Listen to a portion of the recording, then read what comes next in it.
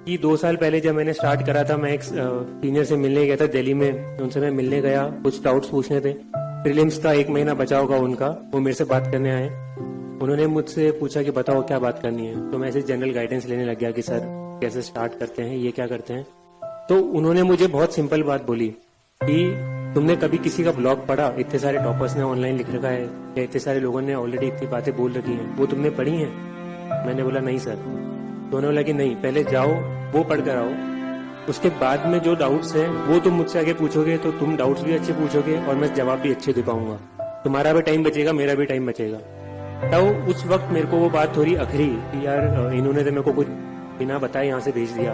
तो मैं जिस इंटेंशन से गया था, जो मेरा मोटिव था कि यार कुछ तो पता चलेगा, वो उन्होंने बताया नहीं। तो उन टीचर की, उन सर की, सीनियर की बात मेरे को आज वो पता चलती है। और वो बात मैं बोलूंगा कि सबसे पहली वो टिप थी मेरी यूपीएससी को रिलेटेड।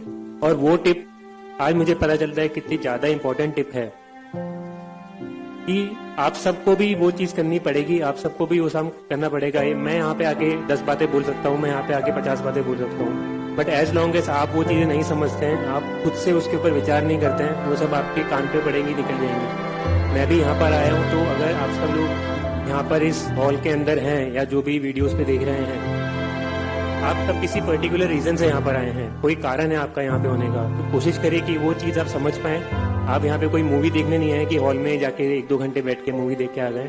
यहाँ पे या कहीं पे भी इन जनरल लाइफ में ज्ञान बहुत जगह मिलता रहता है, ज्ञान बहुत सारे लोग बोलते हैं। वो कौन सा ज्ञान आपके काम का है, उसको कैसे पिक करना है, उसको कैसे अपनी जिंदगी में अप्लाई करना है, वो आपकी रिस्पॉन्सिबिलिटी है। तो इसलिए आराम से सुनिए जो भी मैं बोल रहा हूँ, कोशिश करिए क्या आप पे अप्लाई होती है, क्या आप पे रिलेवेंट है। मैं ये नहीं बोलूंगा कि मैंने जो भी बात बोली सब सत्य है। मेरा एग्जाम एक बार में क्लियर हो गया तो मैंने जितनी गलतियां करी होंगी वो हाइड हो चुकी हैं, किसी को पता नहीं चला मैंने क्या गलतियां करी हैं। 4 अप्रैल तक मैं जो भी करता था, जो भी सोचता था, वो मेरी खुद की थिंकिंग थी, वो मेरा खुद का पढ़ने का तरीका था। फिर वो रिजल्ट आया तो अब सब कोई उसको जानने लगे, सब उसको सही मानने लगे कि यही सही तरीका है। सही तरीका कुछ नहीं होता है, सही तरीका आपका जो तरीका है जिससे आपको समझ में आता है वो सही तरीका है। इसलिए जो भी, ना केवल मैं, आप कहीं से भी, इवन कोई टीचर भी या कोई भी फीडबैक आपको मिल रहा है तो आपको एक बार समझना है कि वो आप पे कितना लागू होता है। उसके बाद में ही आपको उसे अपने स्ट्रेटेजी के अंदर डाल के आगे बढ़ना है।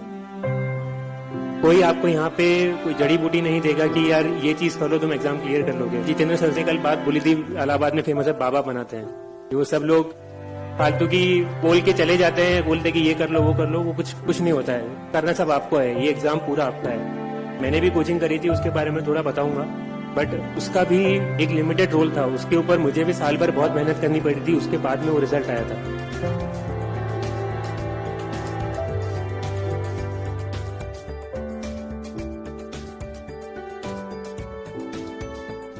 सबसे पहले मैं एक बता देता हूँ कि थोड़ा मेरी लाइफ के बारे में बता देता हूँ। मैंने 2010 में आईआईटी का एग्जाम दिया था। स्कूलिंग मेरी कोटा में हुई थी एंड बचपन से मुझे साइंस बैकग्राउंड में ज़्यादा इंटरेस्ट था। सोशल साइंस, अपनी फिजिक्स, ज्योग्राफी, हिस्ट्री, इन सब में बिल्कुल भी इंटरेस्ट नहीं आता था। मेरी कोशिश थी कि भाई 10वीं क्लास तक, बोर्ड तक एक बार पढ़ के इनको हटा दूँ, फिर 11th के बाद में तो आएगा भी नहीं। बिल्कुल इंटरेस्ट नहीं था, मैं एकदम दूर भागता था उनसे, एकदम रट्टा मार मार के उनको मैंने निकाला था, क्योंकि मेरा पूरा मैथ्स वगैरह में इंटरेस्ट था। फिर कोटा में वैसे एनवायरमेंट भी होता है, तो मैंने आईआईटी का एग्जाम दिया, वो एग्जाम भी क्लियर हो गया। फिर मैं आईआईटी बॉम्बे गया वहाँ ग्रेजुएशन करने। तब मेरे फादर ने मुझे बचपन से भी बोला था, और फादर मेरे सिविल सर्विसेज में ही है। पहले वो आरएएस थे, राजस्थान एडमिनिस्ट्रेटिव सर्विस में, अभी उनका प्रमोशन हो चुका है, वो आईएएस में है। उन्होंने मुझे बोला था, उनकी खुद की इच्छा भी थी कि वो आरएएस में, तो चाहते थे मुझे एज ए आईएएस देखना।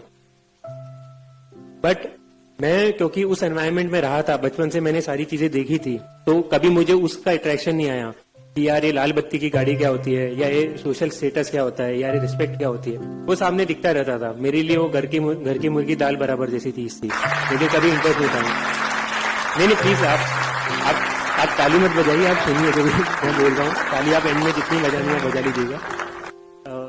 तो मेरा था कि ये चीज तो मैंने देख रखी है लाइफ में, मुझे कुछ और ट्राई करना है, मुझे खुद की जिंदगी बनानी है, मुझे खुद के पैरों पे खड़े होके कुछ करना है।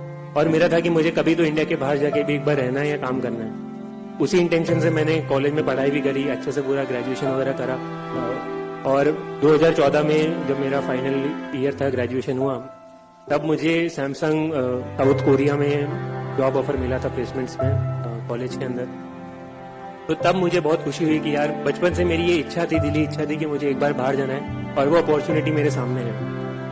फिर मेरे फादर ने तब एक बार फिर से बोला कि तुम अभी ग्रेजुएशन कर चुके हो, तुम एलिजिबल हो चुके हो यूपीएससी लिखने के लिए, एक बार कोशिश करो। क्योंकि उन्हें पता था कि मेरे अंदर कितना पोटेंशियल है। मुझे खुद को लगता था कि यार ठीक है, एप्टीट्यूड वगैरह ठीक है, जनरल साइंस मेरे बस की बात नहीं है, मैं कभी न्यूज़पेपर भी नहीं पढ़ता था, कि ये मुझसे कभी नहीं हो सकता। तो मैंने उनको मना करा कि नहीं है। उन्होंने फिर एकदम मेरे से बिना पूछे मेरा फॉर्म भर दिया। 24 अगस्त को एग्जाम था, 23 अगस्त की रात को उन्होंने मुझे बताया कि ये हो तुम्हारा एडमिट कार्ड, कल सुबह जाके एग्जाम लेकर आना। मैंने बोला अगले हफ्ते 10-15 दिन के बाद मेरी फ्लाइट थी। मैंने बोला कि नहीं, मैं तो जा रहा हूँ, जॉब है। बोला कि ठीक है चले जाओ जॉब पे, मैं फोर्स नहीं कर रहा, बस मेरा मन रखने के लिए एक बार ये एग्जाम जाके दे दो। और नहीं, वो तो होना तो है, वैसे भी नहीं है क्योंकि तुमने तैयारी करी नहीं है, पर पता तो चल जाएगा, क्या पता तुम्हारा कभी बाद में मन बन जाए। मैंने बोला कि नहीं, पहले तो मना करा, फिर उन्होंने दीदी से थोड़ी मिली भगत कर ली थी, उसका भी फॉर्म भर दिया। बोला देखो इसको भी भेज रहा हूँ, ये भी जा रही है, तो तुम भी चले जाओ। तो मैंने बोला कि अब ठीक है, घर पे बैठा हूँ, क्या कर रहा हूँ, संडे है, चले जाऊंगा, कोई बात नहीं। अब मैं वहां पर गया, मैंने पेपर खोल के देखा और मुझे कुछ नहीं आया उसके अंदर। पूरा जो पेपर वन होता है जीएस का, तो होता यह था कि उसके पहले हमेशा जीएस 1 और जीएस 2 जो 2 पेपर होते हैं प्रीलिम्स के, उसके अंदर जीएस और सीसैट वाला दोनों के नंबर जुड़ते थे और कट ऑफ इंजीनियर्स को फायदा होता था कि वो सेकंड पेपर में ज्यादा मार्क्स लेके जीएस थोड़ा बैलेंस करके 50-60 नंबर लाके वो भी क्वालिफाई कर लेते थे।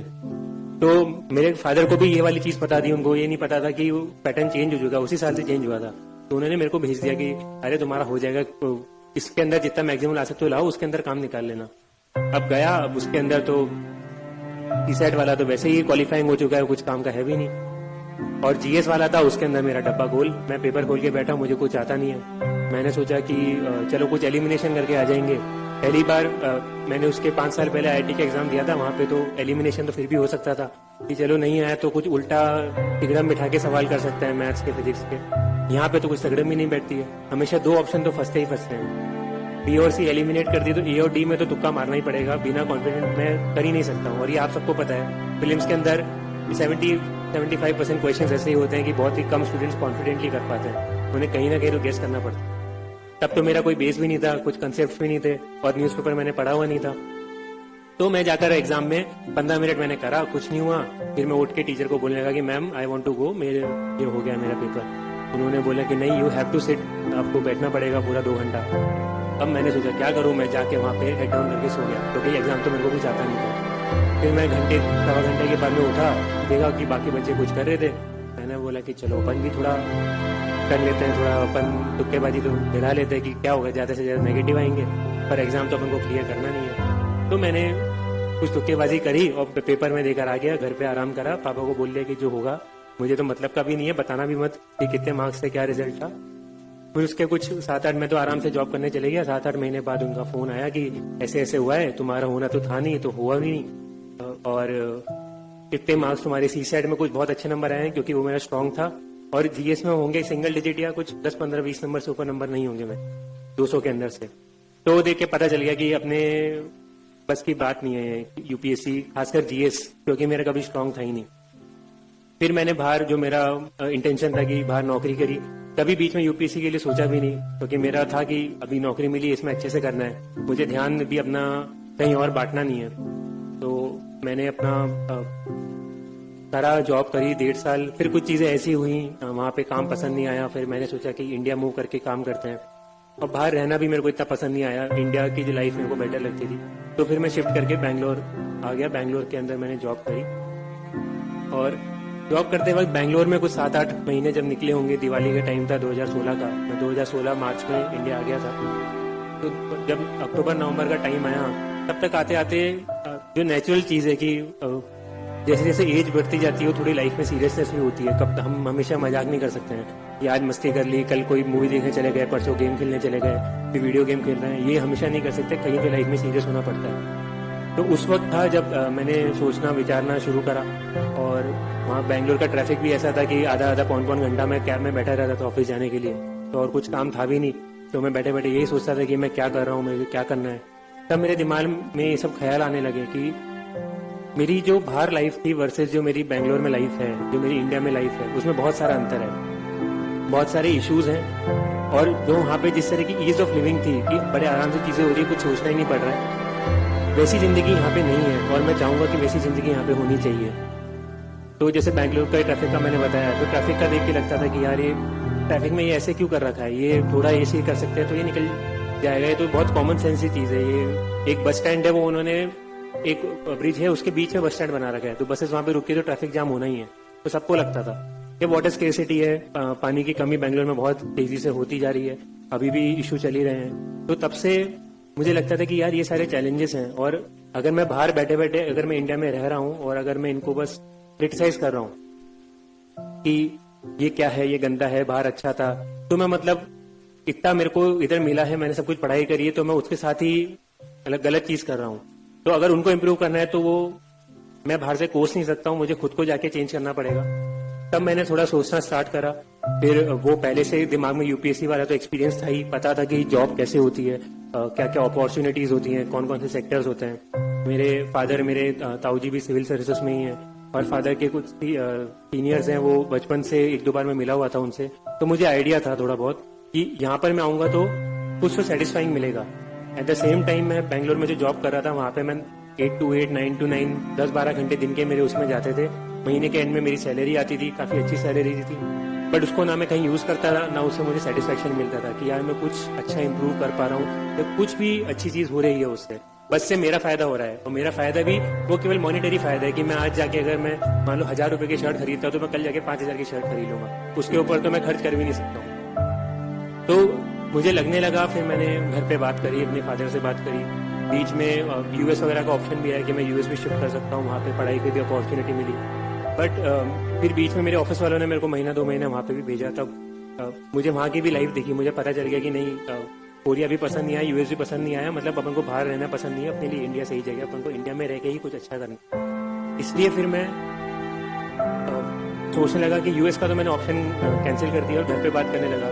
तो मैंने 5-6 महीने लगाए, बार हर महीने में घर जाता था, पूछता था, बात करता था जितने लोगों से हो सके, खासकर वो भी केवल घर के अंदर और एक से एक या 2 लोग, ऐसे भी नहीं कि मैंने 10 जनों को, दोस्तों को भी बता दिया कि मैं ये सोच रहा हूँ, क्योंकि बहुत सारी ओपिनियन आती है, जो वो सब अपन को जो सोचना होता है, अपन को करना होता है, वो उनसे इन्फ्लुएंस होती है। अल्टीमेटली जो आपको अंदर से चाहिए वो आपको ही पता है, या ज्यादा से ज्यादा जो आपके क्लोज वंस है, आपकी फैमिली है, वही आपको बता सकते हैं, वही लोग हैं जो आपको सही एडवाइस देंगे, बाकी तो उनके हिसाब से जो सही है वो बताते हैं। इसलिए मैंने सोचा कि इन्हीं लोगों से पूछता हूँ। फिर सोच समझ के मैंने डिसाइड करा, बताया कि सब जगह पॉजिटिव नेगेटिव होते हैं, कि तुम सिविल सर्विसेज में भी आओगे तो ऐसा नहीं सब कुछ अच्छा होगा, इश्यूज होंगे, लोगों को ट्रांसफर का बहुत टेंशन रहता है, कहाँ ट्रांसफर कर देंगे, या लोगों को पॉलिटिकल इंटरफेरेंस का डर रहता है, बहुत सारी चीजें होती हैं।